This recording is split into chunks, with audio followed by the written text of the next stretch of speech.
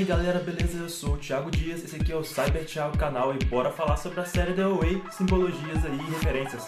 Beleza, cara? Mas antes, deixa aquele seu like aqui embaixo, faz aquela inscrição pra continuar acompanhando os nossos vídeos, tranquilo?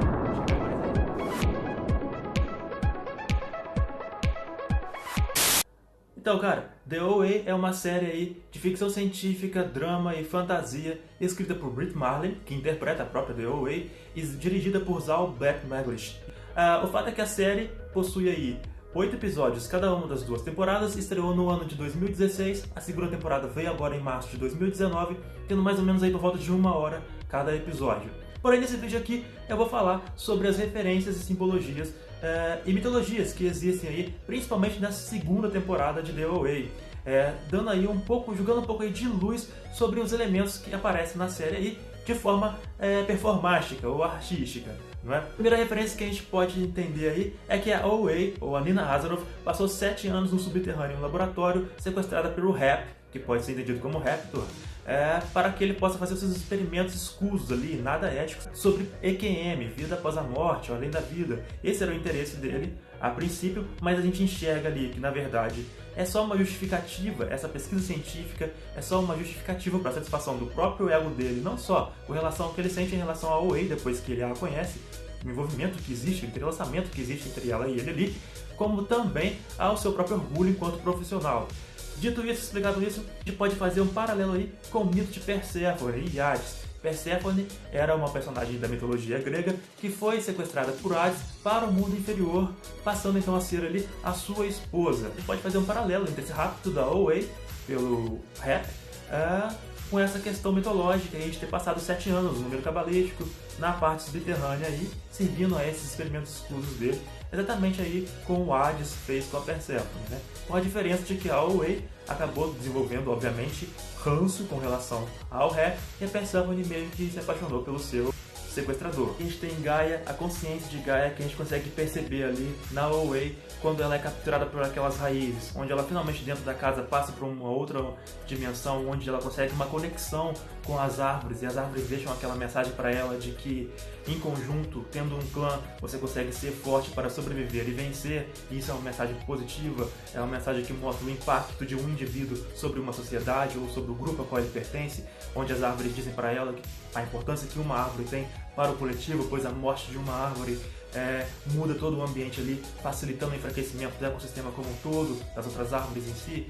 Então a gente percebe essa conexão ali da teoria de Gaia, a consciência de Gaia, acho que a Terra possui vida, possui mentalidade própria, onde todos os seres estão conectados conscientemente, assim como no filme Avatar, que tinha aquela conexão do planeta de Pandora, em que o planeta todo era o cérebro, era como se fosse um cérebro, e aquele micelium, aquelas raízes todas eram como se fossem terminações nervosas. A gente consegue enxergar essa simbologia nesse momento dessa passagem da série aí. A casa representa um portal, ela é ali uma chave de interseção entre diversas dimensões e aquela dimensão apresentada pela série, e isso existe ali não só por conta dos gases presentes, que a história inclusive cita, que causam aquele tipo de alucinação que permite você transcender, semelhante ao que a gente vê aí em alguns fenômenos xamânicos, como por meio da inserção de chás ou drogas, como o peyote ou a ayahuasca. Outra referência aí, como a gente vê agora, adentrando, xamânica, com relação aos próprios movimentos que os personagens fazem de dança para poder atingir um estado diferente de consciência, para poder realizar a passagem para outra dimensão. Dentro da mitologia judaico-cristã, a gente segue com um pombo, que aparece no momento em que a Away está ascendendo para uma outra dimensão ali, e o pombo é representado no cristianismo não só como o Espírito Santo, como a luz santa e tudo mais ali, mas o pombo branco especificamente representa a consciência que te desperta além da morte, a consciência que se expande além do processo de morte, por meio de uma passagem com um santo que eu esqueci o nome aqui agora, mas vou colocar escrito aqui embaixo.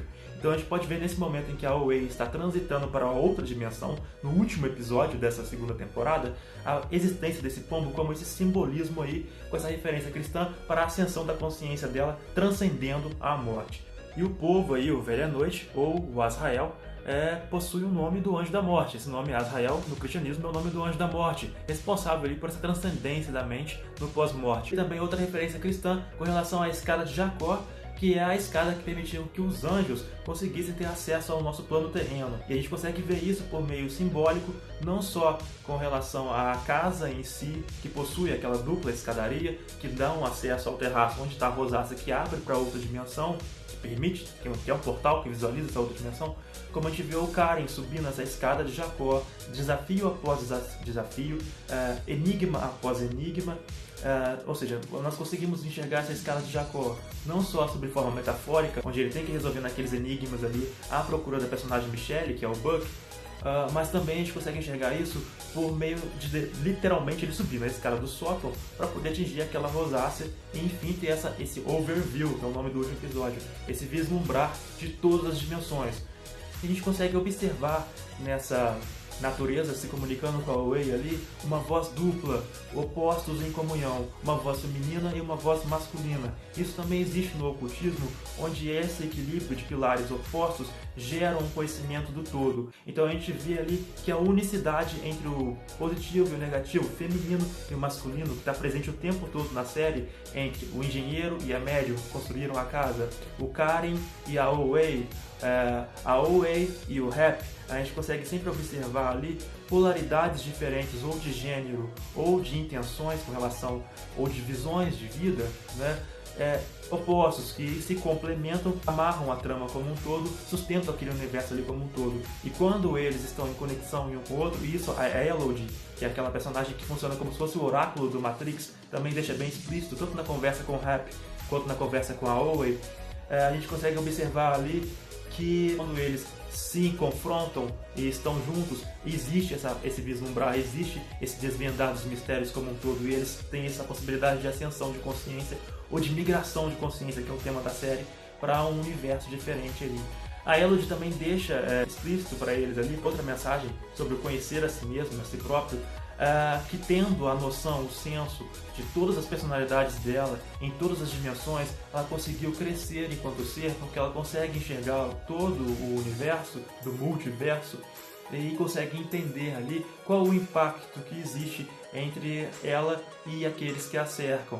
Então a importância que é do se conhecer, do conhecer o seu próprio interior, do conhecer a sua multiconsciência e essa conexão total que tem com o multiverso ali. A gente consegue observar também a metáfora das árvores presente o tempo todo na série, não só no holograma no apartamento da Nina Azaroth, como também ao piso metálico, que é o quebra-cabeça que ela e o Karen têm que montar dentro da casa, que é o portal. Que ele é como se fosse aquele quebra-cabeça que eles têm que montar, que é um dos enigmas, um dos degraus da escada de Jacó, até ter o vislumbre total, o overview, como se fosse o cerne de uma árvore cortado. E por quê? Porque são várias camadas ali, vários eus de vários multiversos representados ali. Então eles têm que ter aquela visão toda, aquela visão ampla. Então quando eles montam o puzzle, montam o quebra-cabeça, eles têm a visão do cerne cortado, a visão de todos os anéis de vida daquela árvore, a visão de todas as consciências do multiverso. Então eles têm uma visão mais ampla. Então é tudo metafórico.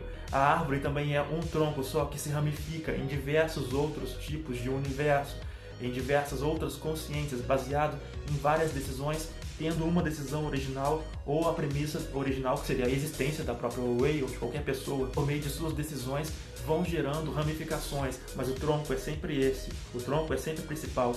Então, por mais que sejam multiversos diferentes, onde cada galho não tem necessariamente consciência da árvore como um todo, existe a conexão dessa árvore como um todo. E é isso que a Elodie quer que eles despertem. E essa mensagem que a Away acaba tendo que entender quando precisa incorporar a Nina no processo, aprisionando a Nina Azaroth ali, e estava manifestando somente a consciência dela de Away. Mas para ela entender o quebra-cabeça como um todo, ela precisava unir o ponto de visão da Nina, porque a Nina também é ela.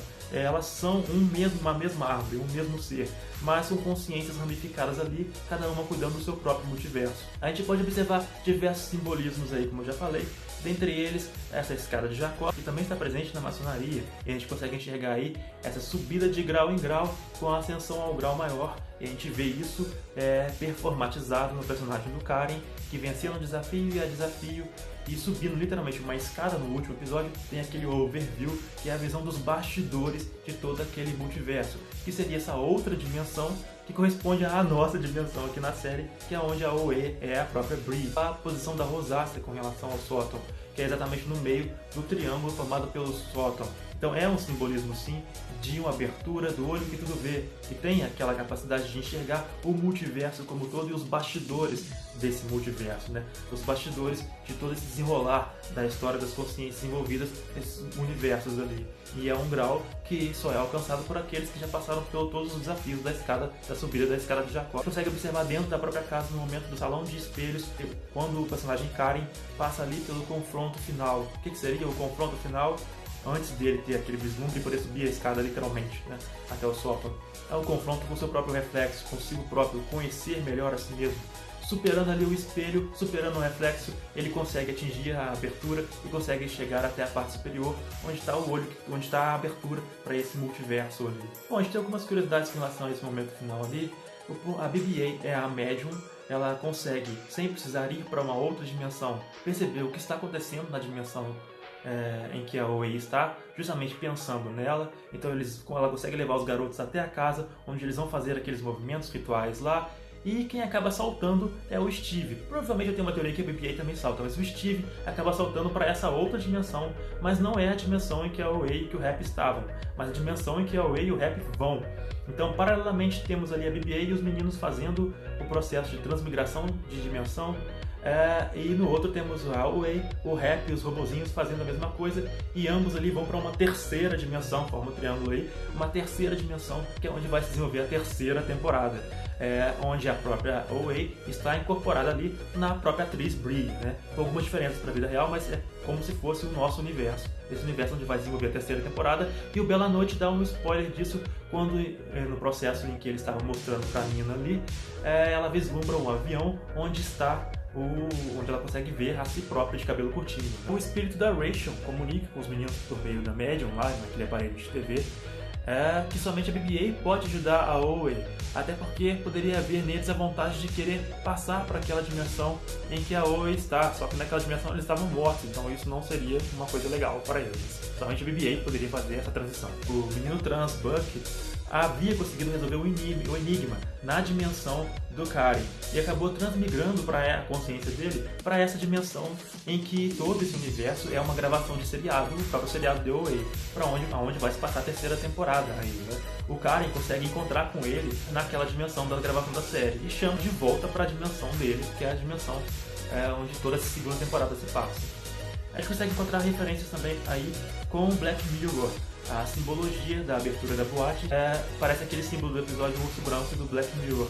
E também a questão dos vários eus dentro de si, que lembra um pouco Bandersnatch, onde a gente tinha aquele post de divulgação dos vários eus do garoto, dos vários multiversos de escolhas que eram possíveis ali. Galera, não deu pra poder falar tudo o que era possível falar, mas é isso aí, deixa seu like, comenta aqui embaixo o que você achou dessa segunda temporada, se você falou pra ver a terceira ou não. E se ficou faltando falar alguma coisa, valeu? Abração, até mais.